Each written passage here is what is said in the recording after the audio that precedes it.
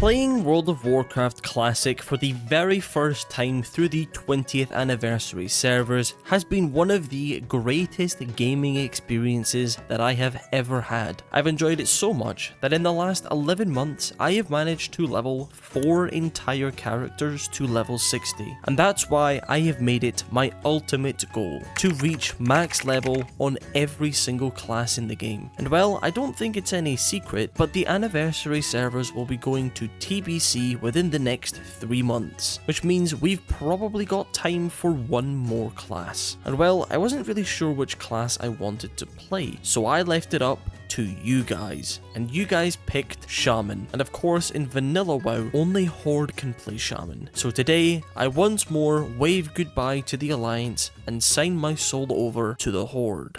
Last time we managed to get to almost level 30 by finishing the quests in Stone Talon Mountains, exploring through Ashenvale, and falling to our death in Thousand Needles. But we also did a couple of dungeon runs. Black Fathom Deeps, which is Black Fathom Deeps, but also Razorfen Crawl, where we managed to get one of the biggest possible upgrades for us, which is of course Corpse Maker, and I cannot wait to try it out. For today though, the goal is very simple: reach level 35. And just before we start, massive shout out to the channel members, and honestly, just a massive thanks to every single person continuing to support the YouTube journey. It means the absolute world to me. Starting the day off, I'll be honest, I wasn't really sure of where to go. I wanted to go to the Shimmering Flats, but I kinda knew that it was a bit early for that. And that's when I remembered Hillsbrad. We had completely neglected Hillsbrad, and I've heard tales of the battles between South Shore and Tarren Mill, so I was excited to see what the zone was like from a Horde perspective. So I arrived in Tarren Mill and did the regular collecting every quest ritual, and I wasted zero time. I got stuck straight into questing. The first quest I decided to tackle was the task of slaying some bears and spiders. Now this quest was great, and so were pretty much all of the mobs. However, I'm not actually sure how that works XP wise. I know that the mobs won't give XP, but does turning in the quests still give XP? Besides, maybe there's a follow-up quest that's higher level or something. I also went over to the Yeti-filled cave to get Helcular's Rod, and I gotta say, Corpse Maker is hitting. I love that we aren't just dealing damage to mobs, but we are taking chunks of health at a time. And while I made my way down into the cave a little bit, and I was fighting mobs that were a little too high level for me, and I ended up pulling too many at once, and it looked like I was going to get away, until a warlock decided to finish the job, /spit. But no matter, I respawned and began making my way towards the Hillsbrad village area. Little did I know the ridiculous amount of time that I was about to spend here. The first quest wasn't too bad, having us running around killing a couple different kinds of farmers, and well, we were almost one-shotting them. So I did what any normal person would do and unbooned a rallying cry of the Dragon Slayer and a War Chief's blessing. Some would call this overkill, I call this efficiency. Once that was done, I went over to the east side of the village and into a barn looking thing to slay Farmer Getz, who was luckily spawned and waiting for me. I then decided to get work on the other quest that we had here. Now this one wasn't the most enjoyable, because we had to kill 4 different unique mobs, and ordinarily that wouldn't be so bad. However, this place was completely mobbed with players. There must have been at least 15 to 20 people throughout the entire Hillsbrad village, so I was able to get the first one nice and easily. The second one, however, took about 15 minutes of circling a field, and if I'm honest, it was complete luck that it just so happened to spawn directly in front of me. The third one was actually across the zone and in a mine, so I was killing bears along the way there, and guess what? We managed to hit level 30, which is a huge milestone for us, because we now get access to a very powerful ability. But before I went and learned that, I decided to just complete the quest first. So I went down into the mine and patiently waited with 4 other players for the mob to spawn. And well, after about 10 or so minutes, he did. So that one wasn't too bad either. The fourth and final one was Citizen Wilkies? I don't know. Which again was another 10 to 15 minute wait for him to respawn. So my precious world buffs and consumes that I had popped were wasted mostly on doing nothing. Now that that was out of the way though, I just needed to clean up my quest log a bit. Finish off collecting bear tongues and killing mountain lions for their blood. And I also went over to the southeast area of the zone to this farm plot that was apparently taken over by the gnolls. Very simple quest though, we just needed to weave in and out of the mobs whilst collecting some oversized ghost mushrooms. And instead of going straight back to Tarren Mill, I decided to just hearth back to Orgrimmar and pick up our very powerful new ability.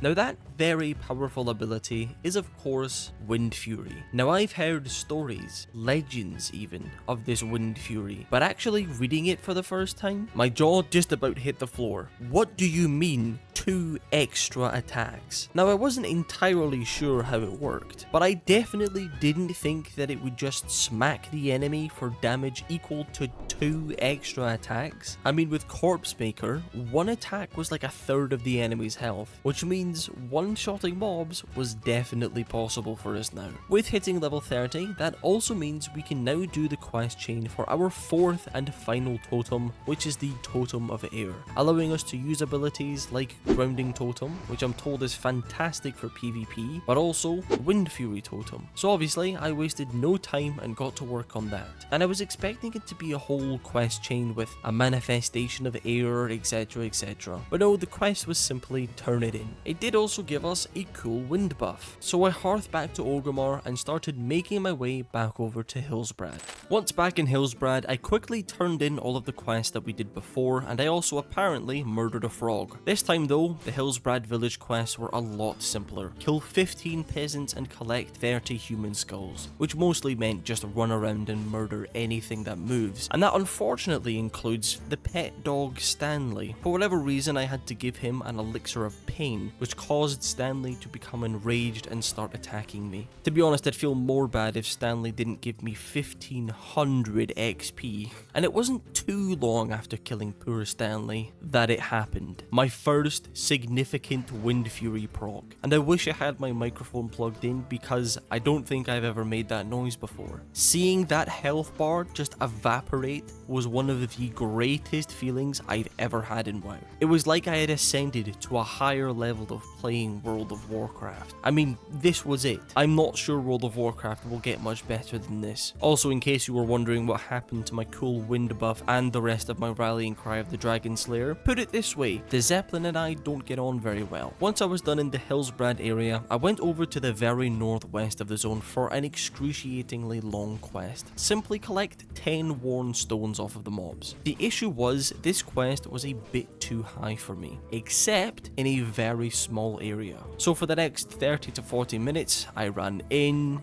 out, around this tiny little shack, one-shotting anything that I could. But when I finally got it done, I realized that I actually had 2 things to do here and not just 1. So I teamed up with a nearby shaman, and together we patiently waited for the mob to respawn, which I'm not even kidding must have been about half an hour. Lots of waiting around in this zone. So I returned to Tyrant Mill to turn in and grab the next chunk of quests. This time though, it really wasn't that many. Firstly, I returned to the Yeti cave, where we needed to charge a couple of campfires for some reason. I then went to the northern area and into yet another Yeti cave to charge yet another campfire for some reason. And then it was back down to the Hillsbrad village, this time to kill blacksmiths, and that was about it really. I then went back to Tyrant Mill for a quick bag clear and turn in, and went straight back to the Hillsbrad village for thankfully the last time. And I think I may have gotten a little too confident with Windfury because I kinda just charged straight into the room and pulled everything, which obviously killed me. But I respawned, took my time and pulled the mobs out of the room responsibly. The quest itself was actually very simple. Kill a couple of the councilmen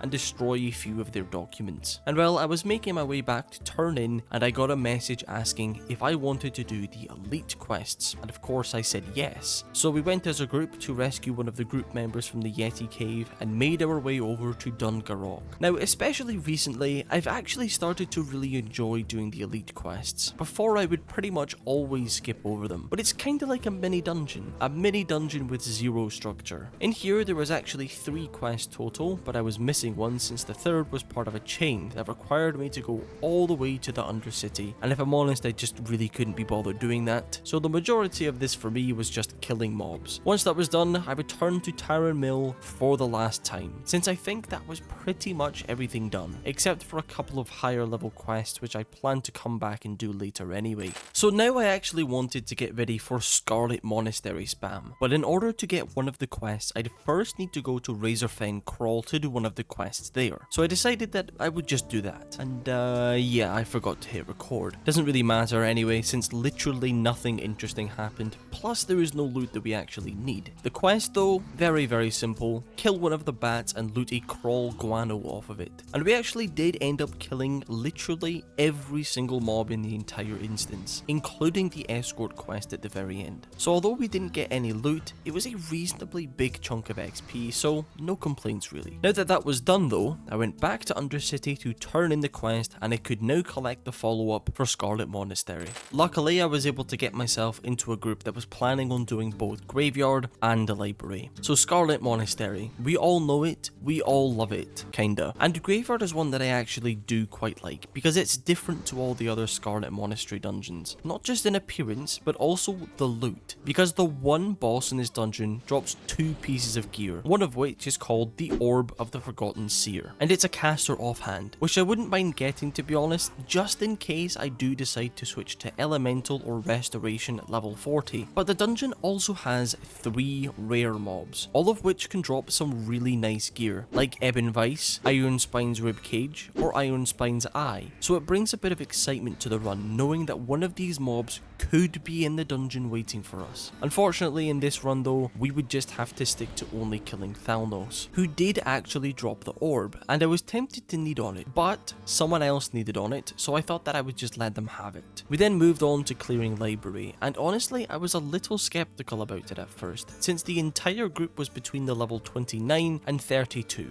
and one of our first fights we definitely pulled way too big, so I switched to healing the tank, and in the end we were able to get through it. And needless to say, we continued the run pulling very responsibly, since towards the middle and the end of the dungeon, the mobs started to become orange. As for the loot, again, it's primarily caster based, with the biggest piece being the Hypnotic Blade, which pairs incredibly well with the orb from Graveyard. And again, it does drop, and again I wanted to need on it, but the situation was exactly the same as the other dungeon, so I just passed on it. And for a bunch of level 31s, this run went very smoothly, except for trying to leave the dungeon, because what started as just killing a couple of respawns turned into pulling 15 mobs at once, and in the end, we had to resort to just sprinting out. Now that we had a couple of Scarlet Monastery runs done, I made a quick return to Orgrimmar to clear my bags and learn an ability that I had apparently forgotten about, which is of course Windfury Totem, which luckily didn't really matter in the last run since we had 2 Feral Druids. I then pretty much immediately went straight back to Scarlet Monastery. Now at this point we were right at the start of level 33, so I decided that I was going to spam the hell out of Scarlet Monastery up until we got level 34, just so that we would be a reasonable level for Shimmering Flats, but also just to give me the best chance at getting an Iron Spine spawn. So the first run, we cleared through the entire dungeon, and sadly, no rare mobs spawned. However, the orb dropped, which again I didn't need on. The second run was exactly the same. We actually cleared every single mob this time though, just to try and get the maximum amount of XP we could from every run. And again, there was no rare mob, but the orb once again did drop, which I needed on this time, but lost on the roll to the druid. Run number 3, absolutely zero difference, clear every mob, maximum XP, whatever. However, this time, Iron Spine made an appearance. How exciting. And he dropped the mail chest, which no one in the group could equip, except for me in 7 levels, so I asked the group if I could need on it for level 40, and they said sure, so that's at least a really nice upgrade for later. So we get down to Thalnos, and for like the 4th time in a row, the orb dropped, and once again, I needed on it, and I won, which again is a really nice pickup for later. And after such a good run, I decided to take a break for a bit, but coming back, I obviously decided to join another group, and weirdly, I was kinda just assigned to be a tank without being asked, so I didn't really question it and just gave it my best go. And you know what? It really wasn't that bad. I mean, sure, I think it could have been better if I had a dagger plus shield, since wielding a 2-hander made me a bit squishy, but holding threat was actually okay. It was as simple as an auto attack plus earth shock. So for the next 3 runs, I stayed with this group tanking for them. And don't get me wrong, it was fun to tank for a bit, but honestly, I really hope that I don't have to do it again. We were now extremely close to level 34, so for the last time, I found myself a group and we headed into Scarlet Monastery Monastery graveyard, and unfortunately no rare mobs. But it did get us to level 34, but we weren't done quite yet, because this group was now heading over to library, so I decided to stick around for that. This time it went extremely smooth though, since everyone was appropriate level. Plus, the tank was really good. He pulled big pulls but was able to hold threat on every single mob. The boss this time though did not drop the dagger, but instead dropped the staff. And it's a good weapon, but I decided to just pass on it. Now that we were level 34 and had a couple of upgrades waiting in my bags, it was time for a bit of questing. And I noticed on the map that one of the quests was leading into Arathi, so I decided to quickly do that since we were already in the area. The quest was nice and easy though, a simple kill quest, which is of course the best kind of quest. And the one thing I noticed about this quest is that usually when you go into a cave, the mobs are so tightly packed together that you really have to be careful not to accidentally pull 15 at once. But this was nice actually. Never thought that I would say that I enjoyed a cave quest in Classic. I then made my way over to the northeast and into Hammerfall for my very first time. And I mean, I've definitely been murdered by the guards before, but actually seeing the inside was quite cool. It was simple, but a very pleasant aesthetic, and I contemplated sticking around for a while to do some quests, but it was around this time that I remembered about the Shimmering Flats, and all the quests over there would be green for us now. But before I did that, I decided to make one last stop in Hillsbrad, since those quests that I said were too high earlier were now yellow. And this one was a tiny bit tough since the mobs were 1 to 2 levels higher than me, but as long as I stuck to just one mob at a time, I would be completely fine. Also, here's a weird question that I feel like is slightly obvious, but is this Dalaran? If so, that's extremely cool. After around 20 minutes, I was able to clear the quest, and I made my way back over to Tarren Mill for 100% the last time, and I handed the quest in. It was now time for the Shimmering Flats, or Salt Flats, whatever it's actually called. So I flew over to Southwind Post and began making the short journey. Once we had arrived at the Mirage Raceway, of course, I grabbed every single quest in sight and I got to work. Now, if I had to guess, I would say that most people dislike this place, and I can see why that would be, because looking at this, you would think it's just a bland, boring piece of flatland, but actually playing in this zone, it has a vibe to it. I don't know what it is, but it has like a weird, ominous vibe, almost like you were being watched the entire time. And I've said that before, and I saw that a while back, a couple of people said that it was actually at the bottom of a dried up lake, which, coming back to it, I think that might actually be true, which is really cool. As for the quest though, they are very simple, but fun. We're killing vultures for their bones, tortoises for their shells, scorpions for their venom, and basilisks just because. And at the same time, most of these mobs are skinnable, which gave us a proper chance at catching up on the professions. Plus make a little bit of gold on the side, because currently it's looking like I won't be able to get my mount or dual specking at level 40. Yes, I'm regretting buying all of those enchants and stuff, but overall, if this is a zone that you skip, please give it a go again, because it's just